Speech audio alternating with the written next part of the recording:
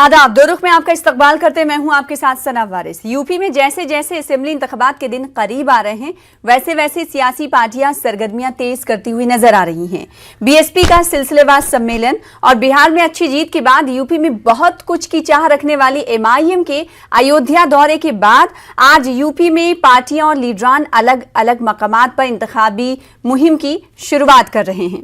अयोध्या में जहां आम आदमी पार्टी तिरंगा रैली का इनेकाद कर रही है तो वहीं बीजेपी अलीगढ़ में महाराजा महेंद्र प्रताप सिंह यूनिवर्सिटी का संगे बुनियाद रख जाट वोटर्स तक पहुंचने की कोशिश कर रही है। सियासी जानकार मानते हैं कि वेस्टर्न यूपी के जाट वोटर्स किसान आंदोलन की वजह से मोदी सरकार से नाराज हैं। पीएम मोदी ने अलीगढ़ में तकरीब से खिताब करते हुए तालीम से लेकर डिफेंस की पॉलिसी पर बीजेपी के एजेंडे को सामने रखा। बहरहाल यूपी में असेंबली इंतखाबात की बिसात बिछ चुकी है, जबानी नश्तर तेज हो चुके हैं, नफा नुकसान देख वादों की झड़ी लग रही है। खास जगहों से इंतखाबी मुहिम की शुरुआत भी की जा रही है। चुनाव में लीडरान दूर दराज इलाकों का दौरा करने से भी नहीं चूकते। इन सब के बीच एक ऐसी चीज जो कॉमन होती है वो है लीडरान को आवाम का खामोशी से सुनना। बहरहाल चुनावी दंगल में सियासी पार्टियों का क्या है रुख, जानेंगे प्रोग्राम दो रुख में। सबसे पहले दो खास मेहमानों का तारुफ कराएंगे। प्रोग्राम दो रुख में हमारे साथ साक्षी सिंह दिवाकर साहिबा जो कि तर्जुमान हैं, भारतीय जनता पार्टी की जुड़ी हुई हैं, आपका इस्तकबाल करते हैं। साथ ही साथ अक्षय आर्या साहब जो कि तर्जुमान हैं आम आदमी पार्टी के, हमारे दरमियान मौजूद हैं, आपका भी इस्तकबाल करते हैं प्रोग्राम दो रुख में। अक्षय साहब, सबसे पहले आपसे शुरुआत करेंगे चूंकि आज आपकी पार्टी यानी आम आदमी पार्टी अयोध्या से चुनावी सफर की शुरुआत भी से कहा जा सकता है, तिरंगा रैली आप कर रहे हैं। सवाल ये उठता है कि सिर्फ अयोध्या पर ही मरकज क्यों, अयोध्या पर ही फोकस क्यों? किसी और जगह से भी तिरंगा रैली की शुरुआत की जा सकती थी। कई लोग ऐसा मान रहे हैं कि आम आदमी पार्टी कहीं ना कहीं सॉफ्ट हिंदुत्व की पॉलिसी को और नकली राष्ट्रवाद की पॉलिसी को भारतीय जनता पार्टी की, जैसा कि आप कह रहे हैं कि हम उन्हें उजागर करने की कोशिश कर रहे हैं, तो सिर्फ अयोध्या ही क्यों? वो अयोध्या जिसको लेकर आप कह रहे थे कि यहाँ पर मंदिर नहीं बल्कि यूनिवर्सिटी बन जाना चाहिए था, आज आप वही माथा टेक रहे हैं। सबसे पहले तो मैं आपका शुक्रिया करना चाहता हूं, आपने मुझे आज की इस डिबेट में हिस्सा बनाया और इसके साथ मैं आपको ये स्पष्ट कर देना चाहता हूं, कुछ करेक्शन मैं आपकी जानकारी में कर देना चाहता हूं कि तिरंगा यात्रा ये कोई पहली तिरंगा यात्रा नहीं है। इससे पहले 3 तिरंगा यात्रा हो चुकी हैं आम आदमी पार्टी के उत्तर प्रदेश में। सबसे पहली तिरंगा यात्रा लखनऊ में सबसे पहली तिरंगा यात्रा लखनऊ में हुई थी, दूसरी तिरंगा यात्रा आगरा में हुई, तीसरी नोएडा में हुई और चौथी अयोध्या में हुई है। और इसके साथ साथ उत्तर प्रदेश के सभी प्रमुख शहरों में और उसके बाद सभी विधानसभा क्षेत्रों में आम आदमी पार्टी अपनी तिरंगा यात्राओं के जरिए असली राष्ट्रवाद की जो हमारी अवधारणा है, हमारे असली जो सिद्धांत हैं धर्म के या राष्ट्र के जो धर्म सिद्धांत है हमारे, हम उनको जनता के बीच में ले जाने का प्रयास कर रहे हैं। अयोध्या सिर्फ एक पड़ाव है, अयोध्या से हम शुरुआत नहीं कर रहे हैं। हमारी उस तरह की सोच नहीं है कि धर्म के नाम पर राजनीति की जाए, राष्ट्र के नाम पर राजनीति की जाए। हमारा प्रयास ये है कि भारतीय जनता पार्टी जिस तरीके से उत्तर प्रदेश के लोगों को, पूरे देश के लोगों को राष्ट्र के और धर्म के नाम पर बरगलाने का प्रयास करती है, भारत की जनता को, उत्तर प्रदेश की जनता को सही मतलब राष्ट्र का और धर्म का सिखाया जाए, बताया जाए। तो सही राष्ट्रवाद और असली राष्ट्रवाद आपको लगता क्यों है आखिर ऐसा कि भारतीय जनता पार्टी नकली राष्ट्रवाद का सहारा ले रही है? अगर भारतीय जनता पार्टी नकली राष्ट्रवाद का सहारा ले रही है तो आपका असली राष्ट्रवाद क्या है और क्या होगा? जी सना, बहुत ही अच्छा सवाल आपने पूछा और मैं शुक्रिया अदा करता हूं, पहली बार मुझसे किसी ने इतना सटीक सवाल पूछा है, क्योंकि ज्यादातर डिबेट इस तरह की होती हैं आजकल के मीडिया चैनलों में जो असली मुद्दे तक नहीं पहुंच पाती हैं। तो इसके लिए आपका विशेष साधुवाद मैं देना चाहता हूं। भारतीय जनता पार्टी के प्रवक्ता यहाँ मौजूद हैं, इनके मौजूदगी में ये बात मैं कहना चाहता हूं कि भारतीय जनता पार्टी का जो राष्ट्रवाद है वो दरअसल राष्ट्रवाद नहीं है, उसे धृत राष्ट्रवाद कहे तो ज्यादा अच्छा है, क्योंकि ये आंख मूंद कर इनको कुछ अपने अपने लोग दिखाई देते हैं। वो राष्ट्र की अवधारणा नहीं है। राष्ट्र का मतलब होता है जिस देश में जिस देश की सीमाओं के अंदर सभी जाति, सभी धर्म और सभी संस्कृतियों के लोग एक साथ मिलकर देश के विकास का प्रयास करते हैं, तब ऐसी इस भावना के साथ जो लोग किसी देश में रहते हैं वो राष्ट्रवाद की भावना कहते हैं और तब जाके कोई राष्ट्र बनता है। भारतीय जनता पार्टी के राष्ट्र में सिर्फ कुछ विशेष समुदाय के लोग, मैं हिंदुओं की बात भी नहीं करता हूं, हिंदुओं में भी सभी लोग इनके अपने नहीं हैं, सिर्फ कुछ समुदाय के, विशेष समुदाय के लोग इनके अपने हैं। उनके अलावा सभी लोगों को इन्होंने तरीके से मार्जिनलाइज करने का काम किया और खासतौर पर मुस्लिमों के खिलाफ इन लोगों ने एक ऐसा नफरत का माहौल इस देश में पैदा कर दिया है कि लोग एक दूसरे को देख के खुश नहीं है, एक दूसरे को मरने और मारने पर उतार रहे हैं। साक्षी सिंह दिवाकर साहब, आपके पास मैं आऊंगी तफसील के साथ। आपने बात अक्षय आर्या की सुनी। मेरा सवाल यह है कि आम आदमी पार्टी उत्तर प्रदेश में सियासी मैदान को तलाश रही है, दूसरी तरफ आपके उस कोर एजेंडे को टच करने की कोशिश कर रही है। आम आदमी पार्टी का यह कहना है कि आप नकली राष्ट्रवाद पर चल रहे हैं, लिहाजा हम आपको आपकी सरजमीन पर आकर टक्कर देंगे। तो क्या यह माना जाए कि भारतीय जनता पार्टी नकली और असली राष्ट्रवाद को पहचानती है, जैसा कि इल्जाम आम आदमी पार्टी के लीडर लगा रहे हैं कि वो असली राष्ट्रवाद को चैलेंज नकली राष्ट्रवाद से करेंगे? देखिए, क्योंकि अब 2022 नजदीक है तो जितने भी विपक्षी दल हैं सब यहाँ उत्तर प्रदेश आएंगे। इससे पहले यहाँ की जनता का इन्हें कोई ध्यान नहीं रहता है, लेकिन इलेक्शन आते ही सबको जनता उत्तर प्रदेश की याद आ जाती है। दूसरी ओर मैं इन्हें बताना चाहूंगी, जो राष्ट्रवाद की बातें कर रहे थे, तो भारतीय जनता पार्टी ही है जिसने आजादी के 70 साल बाद, अगर 70 या 75 साल बाद अगर 376 अनुच्छेद हटा है और वन नेशन वन कॉन्स्टिट्यूशन की पॉलिसी अगर इंडिया में लागू हुई है तो भारतीय जनता पार्टी के वजह से ही हुई है। पाकिस्तान को अगर किसी ने मुंह तोड़ जवाब दिया है, एयर स्ट्राइक की है या सर्जिकल स्ट्राइक की है, वो भारतीय जनता पार्टी ने ही की है। दूसरी ओर मैं आपको बताना चाहूंगी कि मुस्लिम भाइयों की बात कर रहे थे, तो मैं ये इनको बताना चाहूंगी आपके चैनल के माध्यम से कि अभी तक जो मुस्लिम भाइयों को वोट बैंक ही समझा जाता था, अब उन्हें यहाँ पे अधिकार भी मिल रहा है और यहाँ पे बिना भेदभाव के जितनी भी हमारी योजनाएं बन रही है, जितनी भी हमारी पॉलिसीज बन रही है, सब में उन्हें बराबर का अधिकार मिल रहा है और बिना किसी भेदभाव के मिल रहा है। यहाँ हिंदू हो चाहे मुस्लिम हो, अगर कोई पात्र है तो उसे वो सुविधाएं मिलेंगी और किसी प्रकार का उसके साथ भेदभाव नहीं किया जाता। दूसरी ओर भेदभाव नहीं किया जाता, लेकिन बयानात जो हैं, हालिया बयानात पर भी आप नजर डालें। चीफ मिनिस्टर योगी आदित्यनाथ ने क्या कुछ बयान दिया था, उसको देखने के बावजूद भी आप ये कह रही हैं कि भेदभाव नहीं किया जाता। चाहे हिंदू हो, चाहे मुस्लिम हो, चाहे अपर कास्ट हो, चाहे दलित हो, किसी के साथ भी किसी प्रकार का भेदभाव नहीं किया जा रहा है। और सही अगर मैं बताऊं, जहां उत्तर प्रदेश में हिंदू सुरक्षित है तो मुस्लिम भी सुरक्षित है, क्योंकि यहाँ पे अब दंगे नहीं होते, मजहब के नाम की राजनीति नहीं होती। तो ये जो बदलाव आया है उत्तर प्रदेश में 2017 के बाद में, वो जनता देख रही है, इसीलिए लगातार जन समर्थन हमें मिल रहा है। ठीक है, अक्षय आर्य साहब, 2017 के बाद जो बदलाव भारतीय जनता पार्टी बजाते खुद देख पा रही है, क्या वो आम आदमी पार्टी 2017 से कई दौरे कर रही है, लगातार आपके लीडर्स जा रहे हैं उत्तर प्रदेश और सियासी जमीन तलाश रहे हैं, तो क्या आपको वो बदलाव नजर आ पाया? हाँ, मुझे एक बहुत बड़ा बदलाव नजर आया है। उत्तर प्रदेश के सभी सरकारी स्कूलों की हालत खस्ता हो चुकी है, पहले से भी बहुत बदतर स्थिति हो चुकी है। सरकारी अस्पतालों में आजकल डॉक्टर्स की सीट पर कुत्ते बैठे मिलते हैं। गोरखपुर के सरकारी स्कूल की ऐसी हालत है कि वहां शिक्षकों को नाव चलाकर अपने स्कूल में जाना पड़ता है। ये शिक्षा चिकित्सा की हालत है। सड़कों की मैं आपको बता दूं, उत्तर प्रदेश के किसी भी गांव में आप चले जाइए, आपका इस्तकबाल 2-2 फुट के गड्ढे करेंगे किसी भी गांव की सड़कों के लिए।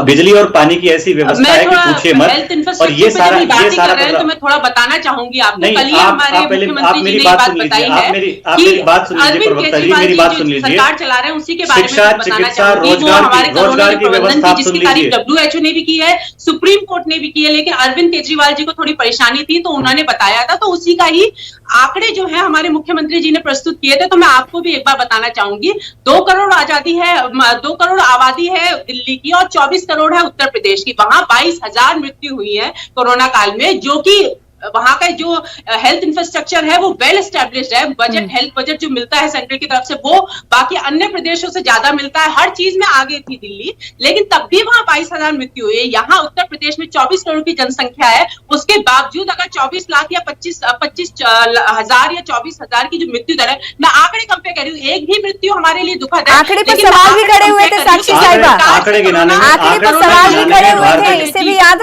रखना चाहिए हमें। कई सारे इंडिपेंडेंट इदारों की तरफ से रिपोर्ट पेश की गई थी और सरकार ने ही मोर्टेलिटी रेट जो बताती हैं तंजीमें या फिर महकमा, उनकी तरफ से जो आंकड़े जारी किए गए थे उस पर सवाल खड़े हुए थे। उस ताल्लुक से हमने डिबेट भी किया था। साक्षी साहिब, आपसे मेरा सवाल ये कि आम आदमी पार्टी उत्तर प्रदेश में आपके एजेंडे पर ही आपको टक्कर देने की कोशिश कर रही है, तो भारतीय जनता पार्टी तैयार है? मैं आपको ये बताना चाहूंगी, उत्तर प्रदेश में क्या जब डर से है अभी कोई? भारतीय जनता पार्टी की सरकार आई है तब से ईज ऑफ डूइंग बिजनेस में नंबर 2 पे आ गई है। हमारी इकोनॉमी जो इंडिया में 6 नंबर पे थी वो 2nd नंबर पे आ गई है। तो कहीं ना कहीं जो टूरिस्ट है वो आकर्षित हो रहे हैं उत्तर प्रदेश की तरफ, इसीलिए अरविंद केजरीवाल जी भी प्रियंका गांधी के पीछे पीछे आ रहे हैं। अच्छा, टूरिस्ट जैसे उत्तर प्रदेश की तरफ बढ़ रहे हैं, वैसे ही अरविंद केजरीवाल जी भी उत्तर प्रदेश की तरफ बढ़ रहे हैं, क्योंकि वहां इतनी ज्यादा तरक्की हुई है। अक्षय साहब, ये वाकई अपने आप में एक बहुत बड़ा ये चुटकुला भारतीय जनता पार्टी की प्रवक्ता ने सुनाया हमें, कि उत्तर प्रदेश में टूरिस्ट अट्रैक्ट हो रहे हैं, इस वजह से भारतीय जनता पार्टी के अलावा बाकी विपक्षी पार्टियों के नेता उसकी तरफ अट्रैक्ट हो रहे हैं। वाकई ये बेहद सोचने वाली बात है कि भारतीय जनता पार्टी नहीं है तो क्या है। ओवैसी साहब कोई मतलब नहीं है यहाँ की जनता से, लेकिन जैसे चुनाव आते हैं तब वो आ रहे हैं। प्रियंका गांधी जी बस वेट करती है कोई हादसा हो उत्तर प्रदेश में तब वो आए और वहां पे अपनी थोड़ी सुर्खियां बटोरे। और अरविंद केजरीवाल वो तो नजदीक में है, दिल्ली तो नजदीक है, वो तो अगर चाहते तो 5 साल भी यहाँ बने यहाँ रहते, लेकिन फिलहाल क्योंकि इलेक्शन आ रहा है बस राजनीतिक सुर्खियां बटोरने के लिए ही तो आ रहे हैं ये लोग।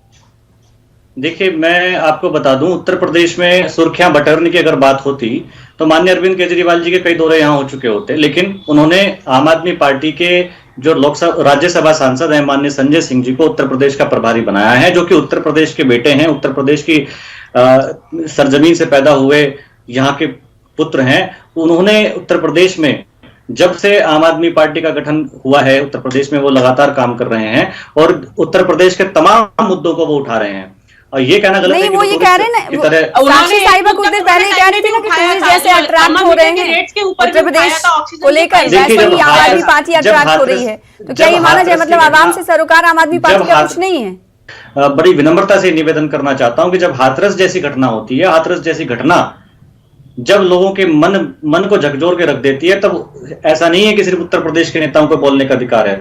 दिल्ली के मुख्यमंत्री भी आएंगे और आने चाहिए, और कर्नाटक के मुख्यमंत्री भी आए, हमें इससे कोई फर्क नहीं पड़ता। साक्षी साहिबा, जब हैदराबाद में लोकल बॉडी के इलेक्शन होते हैं तब भारतीय जनता पार्टी पहुंच जाती है और यहाँ पर कैंपेनिंग करती, बड़े बड़े लीडर्स पहुंचते हैं, बड़े बड़े मिनिस्टर्स पहुंचते हैं, और अगर बराबर के लोग आके आपकी रियासत में उत्तर प्रदेश में अगर इंतखाबी मुहिम में हिस्सा लेते हैं तो भारतीय जनता पार्टी को बुरा क्यों लगता है? हमें बुरा नहीं लग रहा है, हमें तो फिर परेशानी हो रही है क्या? डर हो रहा है क्या कि पहले से जो होल्ड था वो कहीं ना कहीं स्ट्रॉन्ग होल्ड था, वो लूज हो जाएगा? अगर दिल्ली के उप मुख्यमंत्री लखनऊ के सरकारी स्कूल देखने जाते हैं तो गिरफ्तार करने के लोगों को भेज देते हैं, पुलिस को भेज देते हैं नौकरी के लिए। वही संजय जी हैं जिन्होंने जब कोरोना की 2nd वेव थी तब उन्होंने थर्मामीटर के रेट के ऊपर कुछ बात कही थी, बाद में उनके ऊपर FIR दर्ज हुई थी दिल्ली में, तब फिर वो चुप हो गए थे। नहीं, आप ये बताइए साक्षी साहिबा, आप आम आदमी पार्टी को कह रहे हैं ना कि टूरिस्ट प्लेस की वजह से आम आदमी पार्टी अट्रैक्ट हो रही है, तो क्या ये माना जाए कि हैदराबाद की खूबसूरती को देखकर आपके लीडरान हैदराबाद पहुंचे थे? देखिए, भारतीय जनता पार्टी एक राष्ट्रीय पार्टी है और हर प्रदेश में है वो कोई नई नहीं। तो अगर आम आदमी पार्टी हर प्रदेश जाने की कोशिश करती है तो इसमें बुराई क्या है? स्वागत है भाई, इसमें बुराई क्या है? ये बताना चाह रही हूँ, यहाँ की जनता इनसे भ्रमित नहीं होने वाली है। यहाँ की जनता जागरूक है, और जहाँ उत्तर प्रदेश जहाँ एक घर में जो हमारी योजनाएं हैं उसके द्वारा हम पहुंचे हैं, घर घर पहुंचे हैं, तो हमें पूरा विश्वास है कि जनता हम पे ही विश्वास करेगी और 2022 में हमें दोबारा। अक्षय आर्य साहब, आप पर आम आदमी पार्टी पर ये इल्जाम लग रहा है कि जो पॉलिसी भारतीय जनता पार्टी ने इख्तियार की है आप उसी पॉलिसी को आगे बढ़ाने की कोशिश कर रहे हैं, तो कुछ नया तो है नहीं। आवाम आप पर कैसे भरोसा करें? दरअसल बात क्या है कि पहले तो आप खुद को सेक्युलर कहते थे। भाजपा की जो पॉलिसी है, भाजपा की पॉलिसी में जनता के कैसे आ गया ये तब्दीली? क्यों नहीं, हिंदुत्व नहीं आया है। दरअसल क्या है कि भारतीय जनता पार्टी की जो पॉलिसी है, भारतीय जनता की पार्टी की पॉलिसी में क्या है कि धर्म की और राष्ट्र की केवल खाली बातें करते हैं ये लोग, और इसके अलावा देश के जितने भी तमाम बुनियादी मुद्दे हैं, चाहे शिक्षा, चिकित्सा, रोजगार, पर्यावरण, बिजली, पानी, सड़क, रोटी, कपड़ा, मकान, महिला सुरक्षा, इन तमाम बुनियादी मुद्दों पर भारतीय जनता पार्टी काम नहीं करती है। आप भी तो कह रहे हैं कि हम तो उन्हीं मुद्दे पर जाएंगे उत्तर प्रदेश। आम आदमी असली राष्ट्रवाद और नकली राष्ट्रवाद की बात तो आप ही कर रहे हैं अक्षय आर्य साहब। राष्ट्रवाद कोई बुरी चीज नहीं है, लेकिन एक उसको गलत तरीके से पेश करना गलत है। धर्म का पालन करना कोई गलत बात नहीं है, लेकिन भारतीय जनता पार्टी धर्म का जिस तरीके से व्याख्यान करती है, जिस तरीके से उसकी व्याख्या करती है, वो गलत है। इसके अलावा आम आदमी पार्टी का कहना यह है कि धर्म और राष्ट्र का सम्मान करते हुए, इनको मानते हुए आप जो हैं बुनियादी मुद्दों की बात भी करिए। आप शिक्षा, चिकित्सा, रोजगार, पर्यावरण की बात कीजिए, आप रोटी कपड़ा मकान की बात करिए, आप बिजली पानी सड़क की बात करिए, आप महिला सुरक्षा की बात करिए। इन बातों पर भारतीय जनता पार्टी काम नहीं करती। आम आदमी पार्टी उत्तर प्रदेश की जनता के सामने ये विकल्प पैदा करने का कोशिश कर रही है, आपके सामने ये विकल्प रख रही है कि धर्म और राष्ट्र की बात करते करते हम बुनियादी बातों की बात कर सकते हैं। जो लोग ये कहते हैं कि धर्म छूट रहा है, जो लोग कहते हैं राष्ट्र कमजोर हो रहा है, जो लोग राष्ट्र कमजोर, उनको ये बताने की जरूरत है कि इन बुनियादी मुद्दों पर काम करने की जरूरत है। उससे धर्म मजबूत होगा, उससे राष्ट्र मजबूत होगा। पक्की छतें हैं, करोड़ों साक्षी सिंह शौचालय साहिब, घर आपका में है। ये जवाब। 70 साल के बाद भी अगर ये चीजें नहीं थी तो ये बेसिक जो फैसिलिटीज है ये उत्तर प्रदेश की बात करूं तो भारतीय जनता पार्टी के आने के बाद ही मिलनी शुरू हुई है। तो हम बेसिक से लेके हर चीज राष्ट्र तक के लिए सोच के चल रहे हैं। और ये अच्छा, बेसिक फैसिलिटी क्या पहले नहीं मिलती थी? 5 साल के लिए 2017 के बाद से ही मिलनी शुरू हुई। साक्षी साहिबा जी, बेसिक फैसिलिटी क्या ऐसी थी जो पहले नहीं मिलती थी 2017 से नहीं, पहले? देखिए, लोगों के पास में पक्के मकान नहीं थे। अभी जब से भारतीय जनता पार्टी यहाँ पे 2017 के बाद में प्रधानमंत्री जी की आवास योजना के माध्यम से हम लोग घर घर हर गांव में जा जाके जिसके पास भी कच्चे मकान है उनको पक्की छत दे रहे हैं। आवास योजना तो बहुत सालों से चल रही है, आपको मालूम नहीं? ये बहुत अच्छी बात की। आवास योजना तो बहुत सालों से चल रही है, आपको नहीं मालूम? आपको प्रधानमंत्री जी की योजना के बाद ही इसमें काम हुआ है। पहले मिलते थे, क्यों नहीं मिलते थे, लेकिन कितने मिलते थे वो देखिए, और अब अंतर कितना आया है वो देखने वाली बात है। ठीक है, बहुत डिफरेंस आया है भारतीय जनता पार्टी की दौरे इख्तिदार में। अक्षय साहब, जो पहले होता था समाजवादी पार्टी की सरकार में, बीएसपी की सरकार में, वो ऐसा नहीं होता है। साक्षी साहिबा का ये कहना है। आप ये बताइए, आम आदमी पार्टी सरकार यूपी में बहुत कुछ चाह रखते हुए जा रही है, क्या कुछ नया दे पाएंगे आवाम को आप? देखिए, सबसे पहले तो मैं भारतीय जनता पार्टी की जो माननीय प्रवक्ता हमारे बीच बैठे हैं, इनकी बात को मैं एक बार रिस्पॉन्ड करना चाहता हूं। इन्होंने कहा कि उत्तर प्रदेश के लोगों के पास पक्के मकान नहीं थे। वाह, उत्तर प्रदेश के लोगों के पास पक्के मकान नहीं थे। सिर्फ आप उत्तर प्रदेश में जब से आए लोगों ने पक्के मकान बना दिए। आज भी गवर्नमेंट प्रोवाइड कर रही है, मैं ये नहीं कह रही आज भी उनके पास सबके पास मिल गए। आज भी हम कर रहे हैं। एक सेकंड साक्षी जी, एक सेकंड प्लीज, आप सुन लें। भारतीय जनता पार्टी की पॉलिसी जो है वो इस तरह की पॉलिसी है कि मोदी जी ये कहते हैं कि मैंने रोजगार दे दिया। जब उनसे पूछते हैं रोजगार तो आपने सरकारी रोजगार तो दिए नहीं, बोले कि पकोड़े बनाने वाला भी तो रोजगार है। बोले कि वकील हमने लोग एलएलबी करके निकले हैं, वो जब वकालत करेंगे वो अपने 4 लोगों को नौकरी देंगे तो ये रोजगार हो गया। तो इस तरीके से रोजगार पैदा कर दिया इन लोगों ने। सिर्फ आंकड़ेबाजी और सिर्फ लफाजी करने को ये लोग विकास कहते हैं। क्योंकि ये भी देखा है कि मोदी जी के आप ये बताइए कि 2017 से पहले 2017 से पहले क्या लोग पकौड़े नहीं बेचते थे? 2017 से पहले क्या वकील नहीं निकलते थे? 2017 से पहले क्या इंजीनियर नहीं निकलने थे? 2017 के बाद बहुत तरक्की हुई है। अगर आम आदमी पार्टी की सरकार आती है तो आवाम को क्या देगी? साक्षी साहिबा तो कह रही है अब सबको पक्का मकान भी दे दिया गया है, तो आप क्या करने जा रहे हैं उत्तर प्रदेश? आम आदमी पार्टी, भारतीय जनता पार्टी के झूठ की पोल खोलने जा रही है। सबसे पहले तो ये जिस तरीके से लफाजी करके, जिस तरीके से सिर्फ शब्दों का इस्तेमाल करके ये लोगों को पक्का मकान भी दे रहे हैं, लोगों को चिकित्सा व्यवस्था भी दे रहे हैं, लोगों को शिक्षा भी दे रहे हैं, जबकि सच्चाई ये है कि उत्तर प्रदेश के सभी जिलों में एक ढंग का सरकारी स्कूल तक नहीं है। किसी भी जिले में आप चले जाइए। आपको चैलेंज कर रहे हैं साक्षी साहिबा, 4 स्कूल का नाम बताइए जो 2017 के बाद से आपने बनाए हो। साक्षी साहिबा, बता रही हूँ कि जनता इन्हें जवाब, जनता क्या बताएगी? जनता के आप जवाब दीजिए ना। जनता तो वोट के जरिए जवाब देगी। जब आपसे जवाब मांग रहे तो आप दीजिए। एक सेकंड अक्षय साहब, अंतर देखने को मिलता है। साक्षी जी, 4 स्कूलों के नाम वो पूछ रहे हैं। आज ही एक शिलान्यास हुआ है। इसके अलावा अगर मैं अभी आपको किसका शिलान्यास? आज यूनिवर्सिटी की बात कर रहे हैं। मैं यूनिवर्सिटी की बात कर रही हूँ, तो स्कूल की बात कर रहे हैं। यूनिवर्सिटी की बात हम सबने देखी कि आज लैंडस्टोन रखा गया है, वो इस स्कूल की बात कर रहे हैं। 4 स्कूल आपने 2017 के बाद बनाए क्या? यूनिवर्सिटी बनके तैयार हो रही है जो कि 1600 करोड़ रुपए की बनके तैयार होगी। लगभग प्रयागराज में नेशनल लॉ यूनिवर्सिटी का भी प्रेसिडेंट ने अभी जो हमारे प्रेसिडेंट जी आए थे तब उन्होंने उसका शिलान्यास किया था, लोकार्पण शिलान्यास किया था। तो मैं ये बता रही हूँ लगातार कार्य चल रहा है, चाहे वो शिक्षा के क्षेत्र में हो, चाहे एजुकेशन मैं आपकी जानकारी के लिए बता दूं, मैं आपकी जानकारी के लिए बता दूं, कार्य चल रहा है। अक्षय, आपने 4 स्कूल पूछे थे, उन्होंने 2 यूनिवर्सिटीज बताई हैं। इन्होंने यूनिवर्सिटी की बात की है, वो काफी लंबे पुराने समय से प्रोजेक्ट चल रहा था। मैं बधाई देता हूं उत्तर प्रदेश के लोगों को कि कम से कम भारतीय जनता पार्टी की सरकार ने उन लोगों को एक ऐसी यूनिवर्सिटी दी है जिसके काफी लंबे समय से मांग हो रही थी। लोगों ने बहुत ज्यादा संघर्ष किया, आम आदमी पार्टी के कार्यकर्ताओं ने बहुत संघर्ष किया, इस यूनिवर्सिटी को लेने में, और इसकी वजह से भारतीय जनता पार्टी मजबूर हुई यूनिवर्सिटी देने के लिए। लेकिन जब से सरकार बनी, इन लोगों ने अपनी तरफ से कोई सरकारी स्कूल बनाया तो बताइए, कोई सरकारी अस्पताल इन लोगों ने बनाया तो बताइए। मैं आपको एक जानकारी देना चाहता हूं, आप आइए, मैं गाजियाबाद में रहता हूं। गाजियाबाद का जो जिला अस्पताल है, एमएमजी हॉस्पिटल जिसको कहते हैं, एमएमजी हॉस्पिटल में एक भी वेंटिलेटर फंक्शनल नहीं है। कोरोना काल में लोग मर गए, लोगों को वेंटिलेटर उपलब्ध नहीं हो पाया। प्राइवेट कॉलेजों के जो मेडिकल कॉलेज थे, उनके वेंटिलेटर्स पे उत्तर प्रदेश के लोगों ने अपनी जान को बचाने का प्रयास किया, लेकिन लोग बच नहीं पाए। लोगों को दिल्ली जाना पड़ा, जीटीबी अस्पताल जाना पड़ा। ये यहाँ के स्वास्थ्य व्यवस्था की हालत है।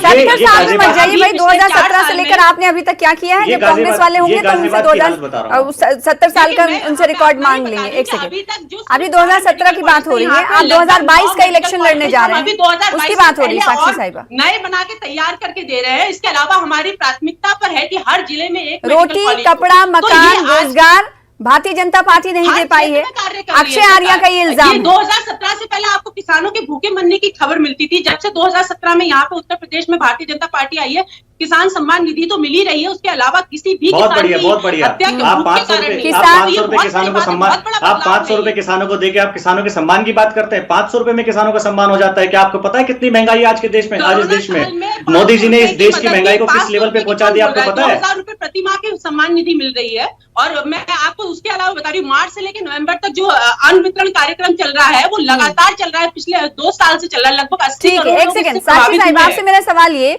आज महाराजा महेंद्र प्रताप सिंह यूनिवर्सिटी का संग बुनियाद वजीर आजम नरेंद्र मोदी ने रखा, मांग की जा रही थी।